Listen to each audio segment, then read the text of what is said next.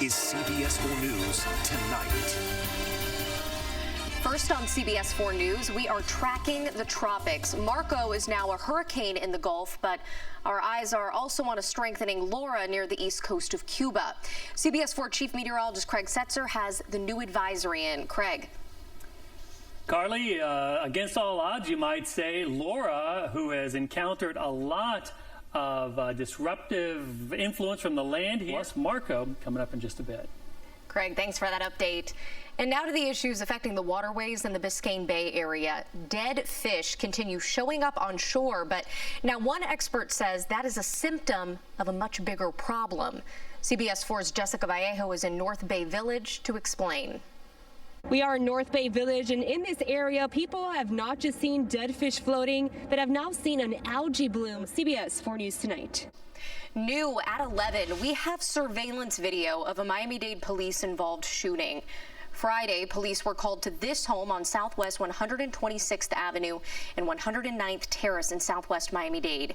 There were reports of a man walking along the streets threatening people with a machete. The department says officers tried to de-escalate that situation, but the 27-year-old man charged toward one of the officers. The officer took out his gun and fired at the man. He was taken to the hospital and is reported to be in stable condition. The Florida Department of Law Enforcement is now investigating the shooting. And a man is in critical condition after getting stabbed inside a Miami-Dade transit bus this afternoon. Miami Beach police found the victim with a stab wound in the 300 block of Lincoln Road. That was around 3:30 this afternoon. Police say the suspect ran away. There's no information on what led to the stabbing, but anyone who has information is urged to call Miami-Dade Crime Stoppers at 305-471-TIPS. Tonight, Miami-Dade police are searching for the woman they say is responsible for a hit-and-run crash that killed a 14-year-old bicyclist. Investigators say 24-year-old Luisa Fernanda Ahern is one of the people involved in yesterday's crash. Ethan Gordon was crossing Collins Avenue on his bike when he was hit by a silver Kia sedan. Police say the driver took off, headed north, and then turned west onto 163rd Street. Investigators say there may be damage on the front right side of the car and the windshield. The surprising thing is that the person just left. Accidents happen. I cannot emphasize it. I'm sure it was an accident, but the person left the scene, and hopefully they're going to catch this person. Ethan later died at the hospital. If you have any information about the suspect, you can contact Crime Stoppers. The number again, 305-471-TIPS. And a man is recovering in the hospital after the jaws of life were used to remove him from his totaled car. Broward Sheriff Fire Rescue received a call just after 1 this afternoon about an accident on the northbound ramp of I-75 headed westbound to Weston.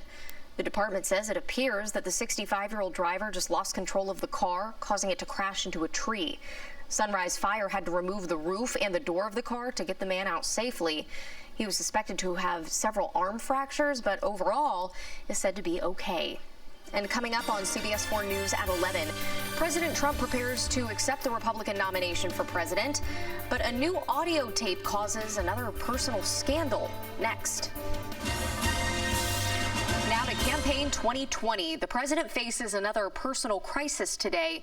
Secretly recorded audio believed to be his older sister sharply criticizes the president and his time in office. He also announced the FDA issued an emergency approval for a new COVID-19 treatment. CBS 4's Tom Hansen has the latest from New York. In a White House news conference, CBS News. And now at 11, we are taking a look at the tropics, but also a few gusty storms in South Florida. So to tell us all about it, let's send it over to CBS 4 meteorologist Dave Warren, who joins us now. Dave. Yes, it's about just after 6 o'clock here this evening. Once we get through Monday, pretty quiet. Just a nice little breeze. Temperatures back above 90, a few passing showers. We like quiet. Dave, thank you. Coming up on CBS 4 News at 11, a new problem for everyone to face during the pandemic. Just what we need.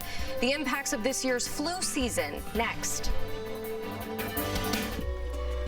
Right now on CBS 4 News, the latest on the coronavirus pandemic. Well, flu season is right around the corner, and its symptoms are similar to coronavirus.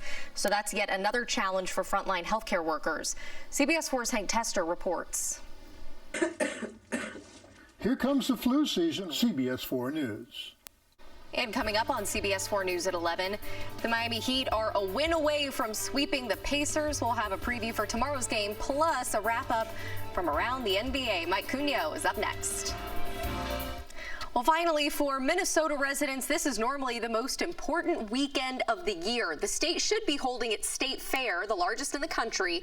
2 million people visit each year, many coming to see one of the most unique art displays in the country. CBS 4's Danya Backus reports from Minnesota. Locals call it the Great Minnesota Get-Together, a proud North Star State tradition for 160 years. The fair is a celebration of all things dairy. Brenna Conley! Each year, 10 young women from across the state compete in hopes of being crowned Princess K of the Milky Way. And they're judged on how well they are able to answer questions and present the dairy industry. Linda Christensen has been sculpting the newly sashed princess and finalists for nearly 5 decades. JV Yukas reporting there. I think I want a butter sculpture. That's our news for now. For more, go to cbsmiami.com. CBS 4 This Morning starts at 4:30.